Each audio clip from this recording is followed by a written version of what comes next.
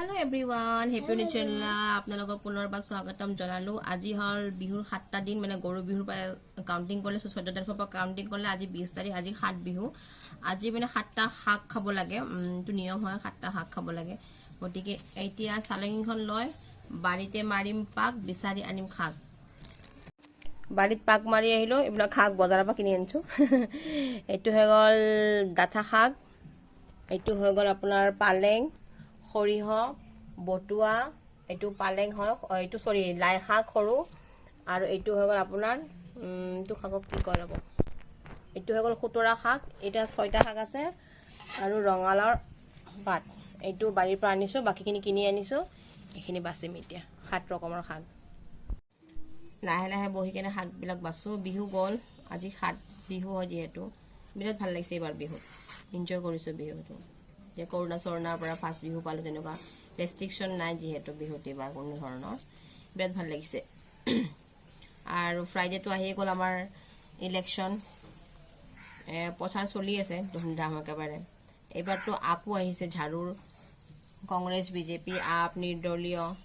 এতিয়া কোনে কাক ভোট দিয়ে সেইটোহে ডাঙৰ ইম্পৰ্টেণ্ট কথা হৈ গৈছে। আৰু আমি আৰু ভোট দি নিদিয়ে ডাঙৰ কথা নহয়। এতিয়া মানে আৰু ইহঁতে ইমান বস্তুৰ দাম বঢ়াই দিছে, শাক খাবই নোৱাৰি আজিকালি, ইমান দাম হৈছে।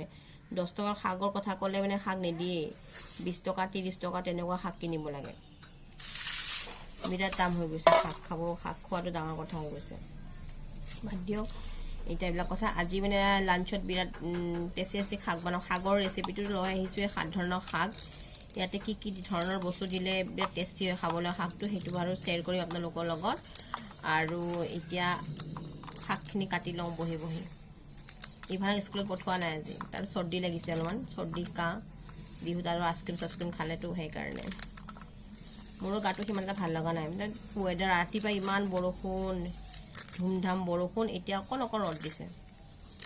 বজাৰত গৈ শাকখিনি কিনি লৈ আহিলোঁ। এতিয়া লাহে লাহে কাটি মেলি আৰু লাঞ্চৰ প্ৰিপাৰেশ্যন কৰিম। আপোনালোকৰ লগত কথা দাম পাতিলেও ভালো নালাগে, সেইকাৰণে আজি চমু মানে ব্লগ বনাই দিওঁ আৰু যিহেতু 7 বিহু সেইকাৰণে। লগত থাকিব, ৰেচিপিবিলাক শ্বেয়াৰ কৰিম।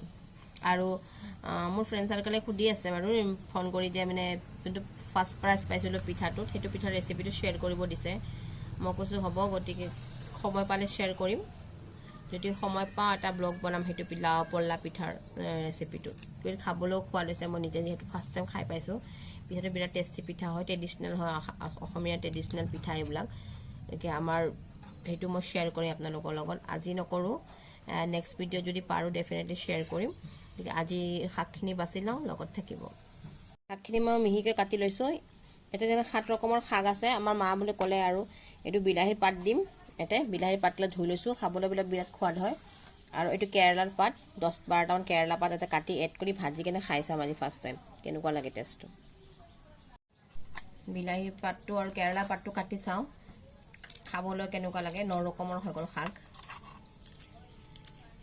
টেঙা তিতা চব মিক্স কৰি খাব লাগে। বিলাহীৰ পাতবিলাক টেঙা হ'ব।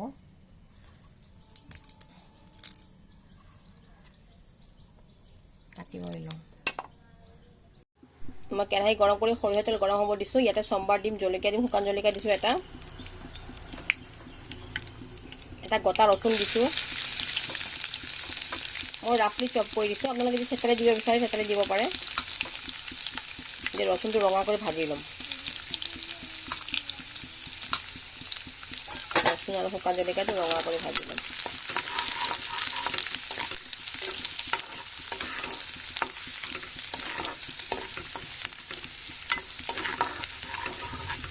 ধুনীয়া গোন্ধ ওলাই ৰচুন ৰঙা কৰি ভাজিলে, ৰচুন আৰু জলকীয়া।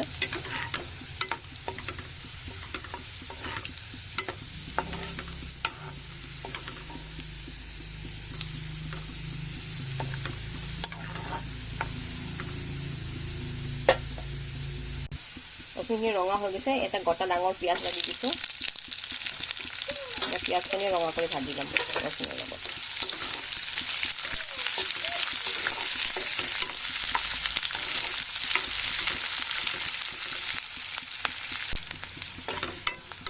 এতিয়া ৰচুনটো অলপমান হালকা ৰঙা হৈ গ'ল। এতিয়া কুটি ৰখা শাকবিলাক এটা এড কৰি দিম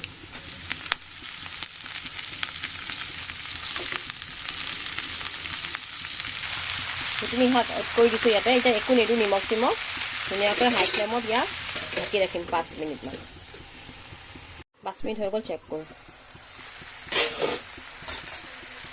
আধা হৈ গৈছে শাক ধুনীয়া কৰি সিজি গৈছে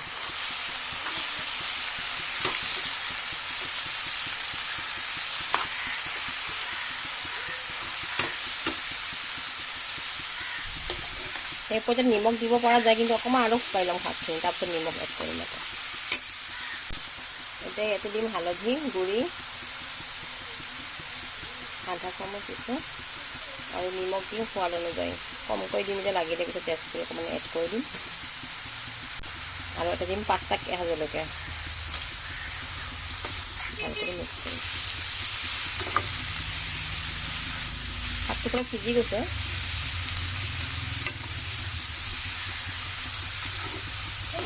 হা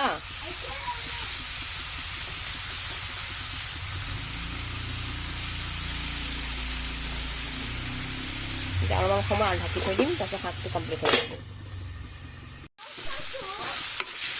তোমাক নাই খাই লোৱা গৈ যোৱা নাই অকণমান গৈছে বাবা শাকটো আমাৰ অলমষ্ট ৰেডি পানী শুকাই আহিছে শাকৰ এয়া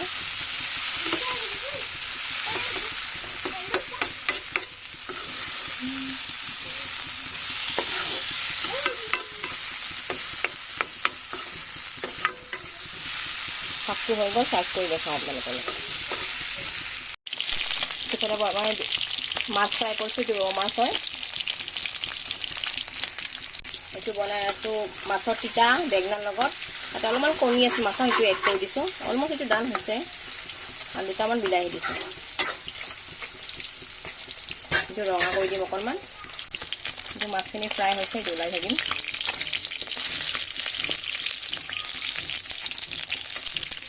মাছটো পুৰা সিম্পল বনাম মই এইটো ৰচুন চম্পা দিছোঁ কিন্তু অকণমান ভাজি ল'ম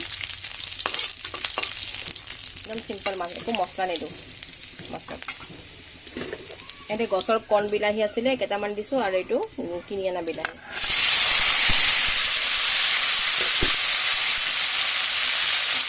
ভাজি ল'ম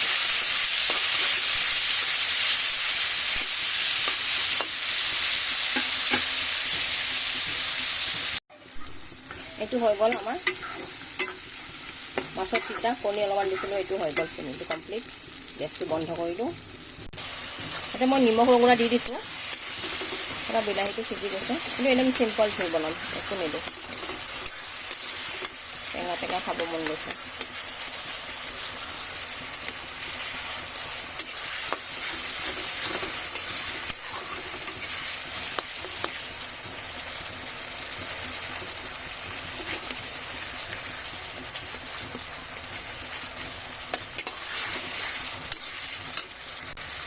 বিলাহী ভালকৈ ভাজি কেঁচা জলকীয়া দি দিছোঁ কেইটামান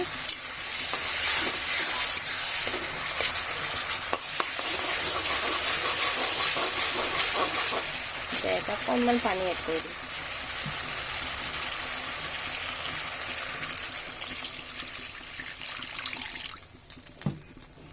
এইটো অলমষ্ট ৰেডি হৈছে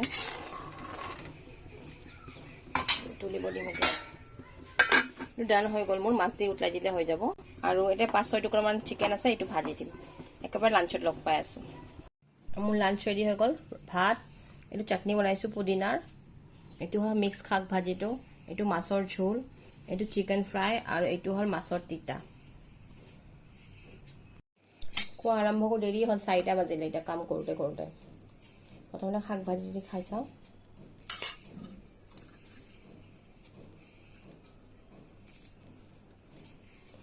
তিতাকেৰেলা পাত চাত দি ফাৰ্ষ্ট টাইম বনাই কেনে খাই আছোঁ